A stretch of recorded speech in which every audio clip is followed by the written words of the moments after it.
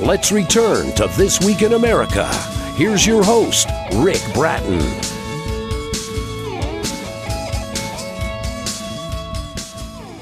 Welcome back, everybody, coast to coast, This Week in America. The President's Escort, the Joseph Browning Corbin Story, is an adventure-filled journey through time from Corbin's early life in the Shenandoah Mountains during Prohibition into the farmlands of Culpepper County, Virginia. The true story spins the reader through a tornado that leaves the toddler homeless to the ravages of World War II combat in the bitter cold with General George S. Patton in the Battle of the Bulge. It then weaves through the streets of Washington, D.C. and the White House amidst its politics, relationships, and fanfare. Joseph Corbin is a public speaker and author whose life experiences include combat in World War II, as I said, under General Patton, a career with the Metropolitan Police Department, and as a lobbyist in Washington, D.C., where he served alongside 5 U.S. presidents. Mr. Corbin lives with his wife Nancy in Seminole, Florida, credits the Lord with seeing him through tragedies as well as triumphs. Joseph Corbin, author of The President's Escort, the Joseph Browning Corbin Story, is our special guest on This Week in America. Mr. Corbin, welcome to the program. It's great to have you with us. Thank you. It's good to be here. So much to talk about. What a life that you've led that you're sharing with people now through the book, The President's Escort. Let's talk about the reason for this. Why did you decide to tell your story? I mean, all the remarkable things you've accomplished in your life. Why did you decide? What was the motivation to write this book? Yeah, well, one of the people that I have in this book, Pat Joy, she's a member of our church. And she's also a school teacher up at Ridgecrest Elementary School teaching the 4th grade gifted students. And she invited me to come up to give a talk to them. And I wasn't sure whether the students would be interested in this particular subject or not. But when I got up there and started talking to them, you could hear a pin drop. They were very quiet and listened to everything you told them. And they had so many questions that they wanted to ask. And Pat only gave me 10 minutes after my talk to answer the questions, which meant I only got 2 or 3 of them. And each year after that, I've gone back up there and talked to her students. And they are always the same. They're just extremely interested in that part of history. Well, it's an amazing story, yes, and because of that, you wrote the book. The book is The President's Escort, the Joseph Browning Corbin Story. Joseph P. Corbin, our guest on the program. Book available at Amazon and the usual places, and I can imagine the kids would have literally hours worth of questions if they had the time and you had the time to be there and to tell the story. And let's go back a little bit in the beginning, and then we'll get up to Washington, D.C. Well, and along the way, we'll talk about being in battle as well. What was it like growing up for you during that period, during the Prohibition in the Shenandoah Mountain region? What was that like? Well, that was during the Depression. Yes. In the early 30s, and nobody had any money to speak of, so my parents would put out a big garden, and the neighbors would come by, and my mother was always saying, go down and get whatever you want out of the garden. And they would get whatever they wanted and take it home. Excuse me. And that was the life that I remember in the Shenandoah Valley there. And they're just wonderful people. Oh, yes. And many of them were just like us, no money, but they had a heart of gold. So, well, we sort of get the power of community as we're reading the story of your early life there, and everybody jumping in together to help out each other. And to get to that point, you had to survive a tornado that left the family homeless. Do you remember anything about that period? I remember very, I was only 3.5 years old. Wow. But in the morning, my father went up to Washington, Little Washington, Virginia, to get some groceries. And it started getting dark, and it was almost like midnight. Heavy rain, and in a split second, the house was gone. And Mr. Settle, who worked for us, was sitting at the table with us, and my mother and my old brother and my youngest sister, the three kids and the two adults. And when the house blew away, we were up on top of the stones of the house, and we looked for Mr. Settle, and we didn't know where he was, and he was buried down under the stones. So my mother moved all those stones and got him out, and we put him out on the lawn and back, and he looked up at her, smiled, and he said, "Thank you." And that was the last breath he took. Oh, what these stories you'll find in the book by Joseph Browning Corbin, our guest on the program, The President's Escort, book available at Amazon, all of the places. It said toddler. I wasn't quite sure how old you were when that happened, and that is an experience that would stay with you for life, and trying to rebuild, which the family was able to do. Let's talk about World War II, the combat, the bitter cold. You're at the Battle of the Bulge with General George Patton. And by the way, I understand recently you were awarded a French honor, the highest honor in France. What was that? Explain that a little bit. The Charge d'Affaires called me and wanted to know if I could meet him at a new school that they just built here in Seminole on 62nd Avenue, and I said yes, and he said, "Well, I'm going to award you the Legion of Honor." He said that's the highest award that the French government gives to anybody, and so he permitted me to invite 100 people, and of course you get a few from the church and a few from Freedom Square here, and a few friends. And my sister and her husband flew down here for the presentation, and it was just really remarkable, and we really enjoyed it. And I have it, and the mayor has said we're going to find a place to put that, so that when you leave this world, we'll have a trophy room with your trophies in it. And so she's working on that now to see where we're going to leave it for other people to see it. And, yes. And they wanted to give me an award up in Washington, D.C., and I told them I didn't want to come up there. And they said, "But we're going to pay your way." I said, "I don't want to come." "Well, if you don't come up here, we'll send a delegation down there."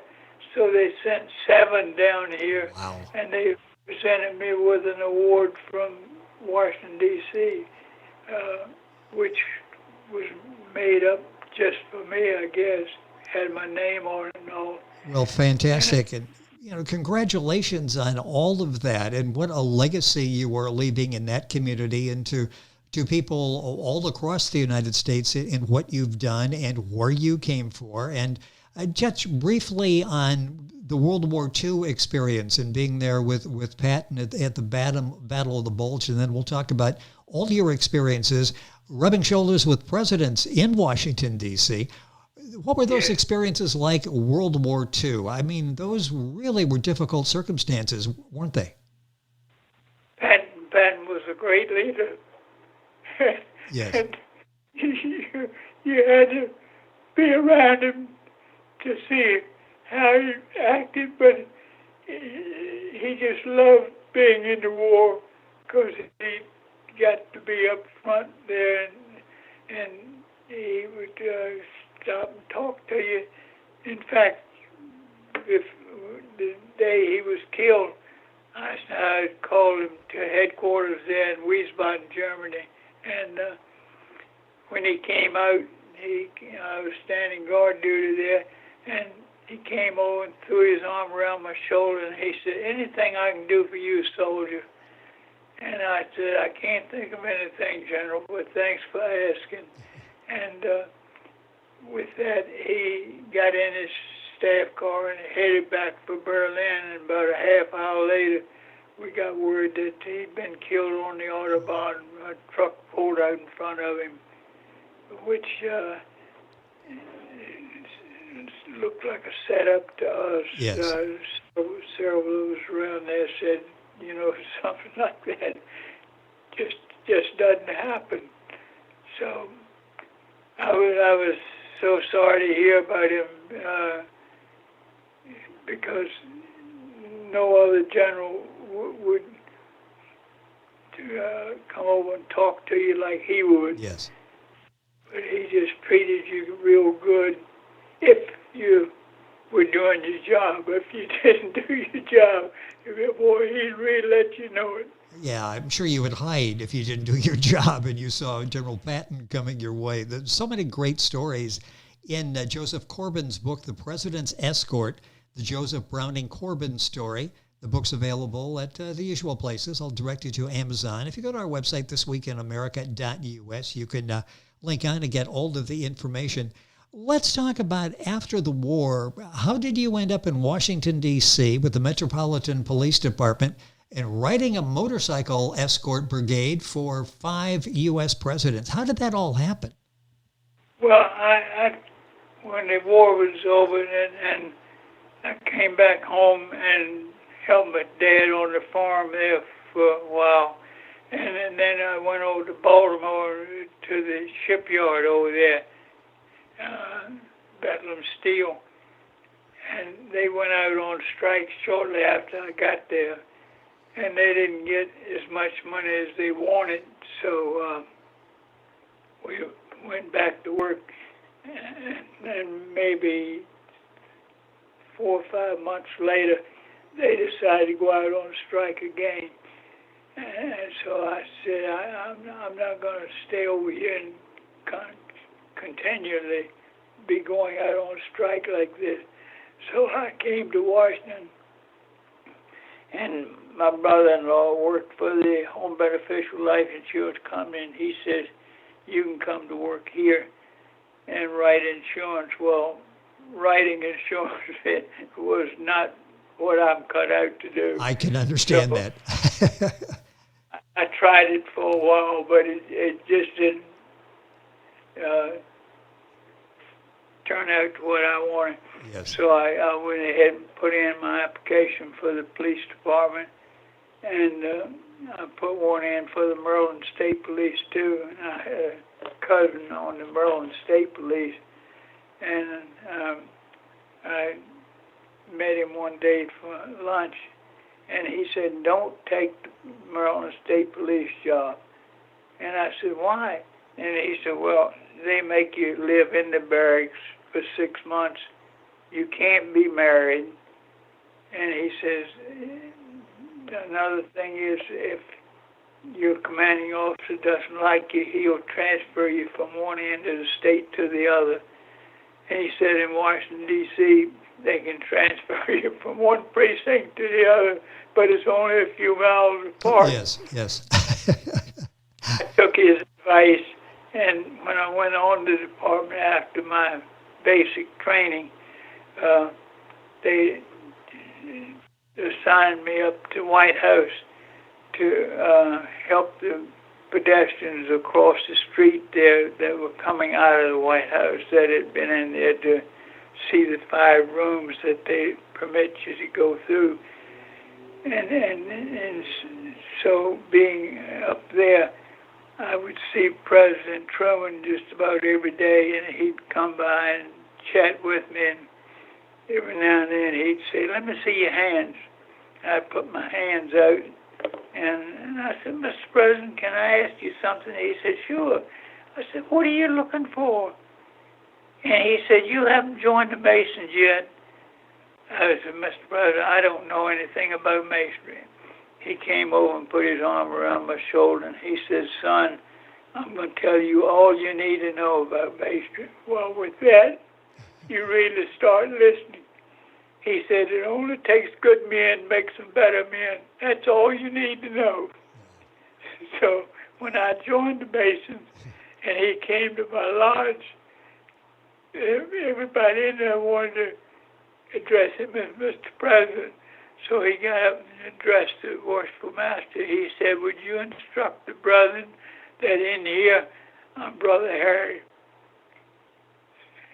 He didn't want to be addressed as Mr. President. Brother Harry. So, he was actually entitled to a much higher greeting than that because he was a former Grand Master of the state of Missouri, and that carries the title of most worshipful brother. But he didn't ask for that. He just said, tell the brethren in here I'm Brother Harry. So that's how they started addressing him. But he would come by and spend sometimes up to 10 minutes standing there talking, chatting with me. And I really enjoyed the time he spent. But I think in his own mind, he must have adopted me as his son because he was just so good to me.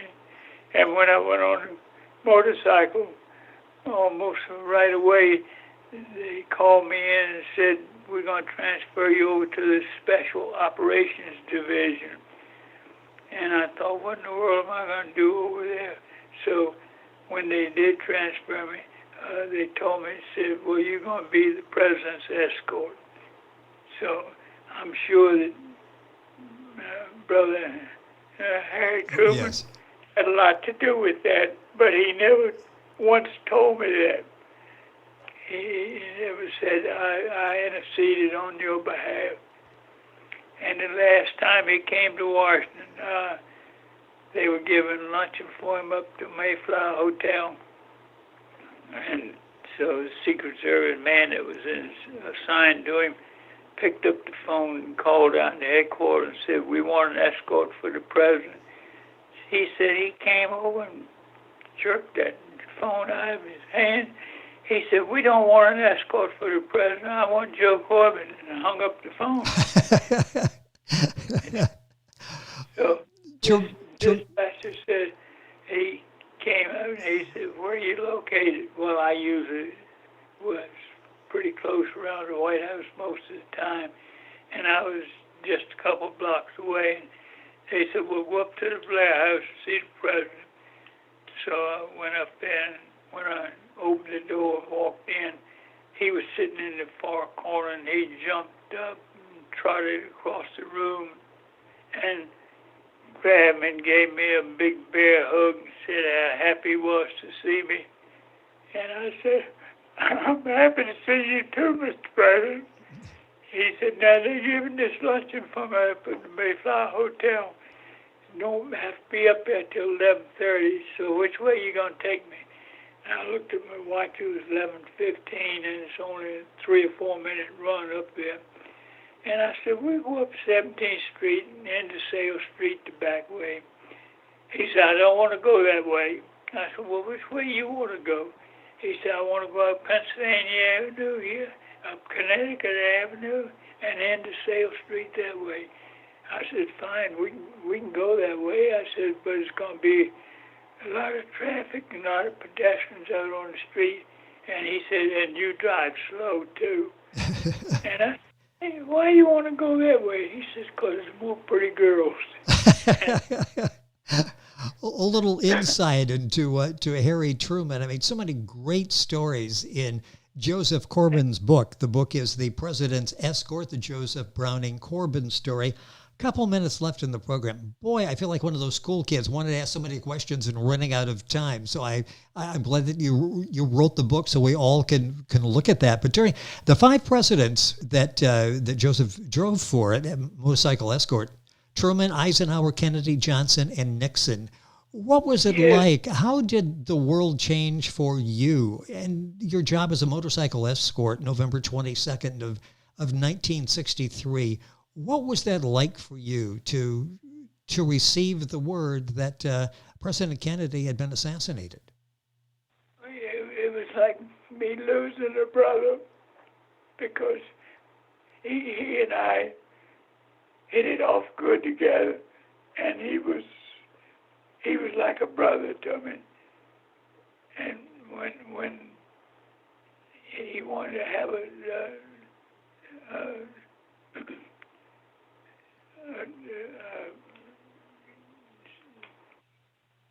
speech.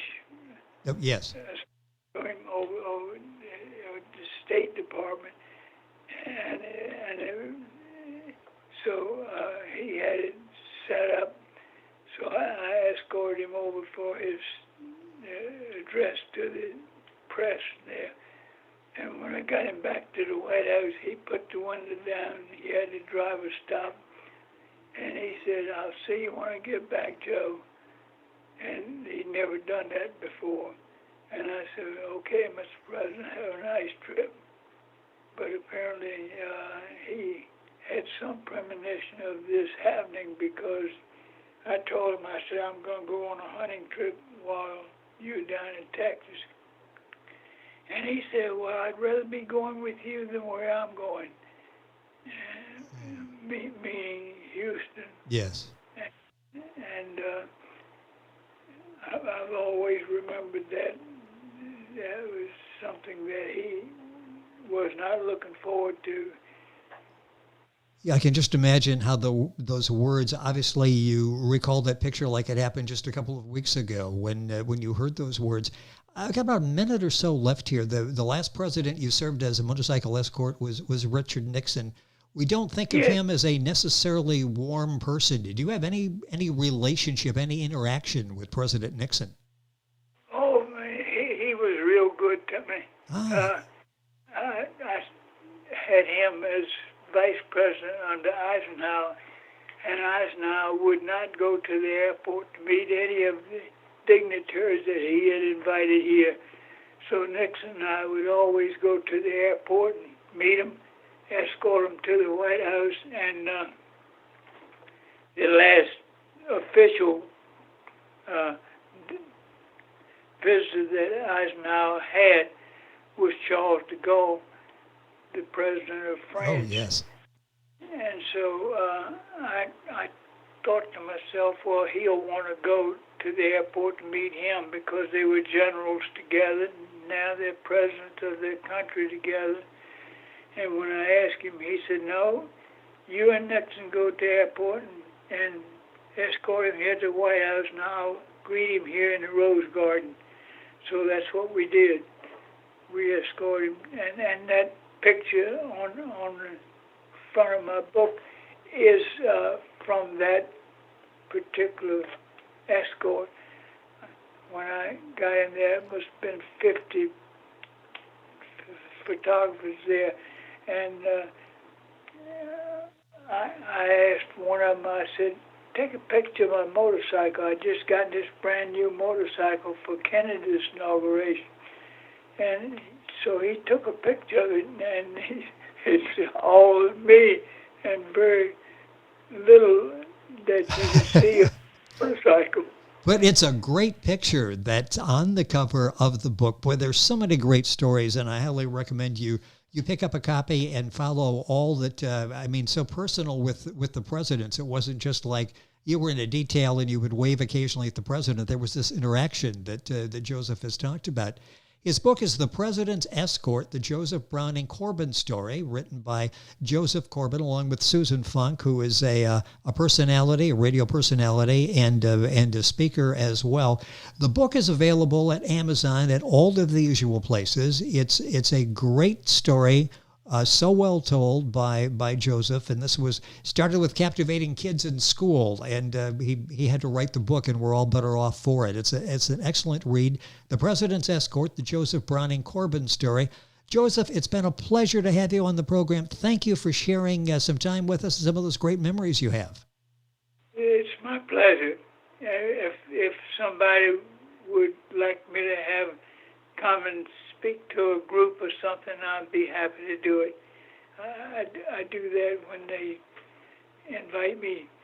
A lot of times they'll get a large group together. Oh, yes. I go and talk to them and answer any questions that they may have. And my advice would be just to leave enough time. Don't give Joseph 10 minutes for his talk and 5 minutes for questions and answers. There are so many great stories in his book, and we'll have all that information on our website so you can get in touch with Joseph. It's The President's Escort, the Joseph Browning Corbin Story. Joseph, once again, thank you for being with us on the program. Loved having the chance to talk with you. Thank you. Well, thank you. I appreciate it. God bless you. You're welcome. You're listening to This Week in America online, thisweekinamerica.us. This Week in America is online. You can visit our website, thisweekinamerica.us. Scott Pinkerton, associate producer of This Week in America. Jay Anderson, segment producer. Ben Watson, webmaster. Otto Bechet, director of engineering and TV production. This Week in America produced and is a trademark of Blue Funk Broadcasting, LLC. For information on all of our guests and to listen to this week's show, our website again at thisweekinamerica.us. And I'm Sean Bratton, executive producer of This Week in America.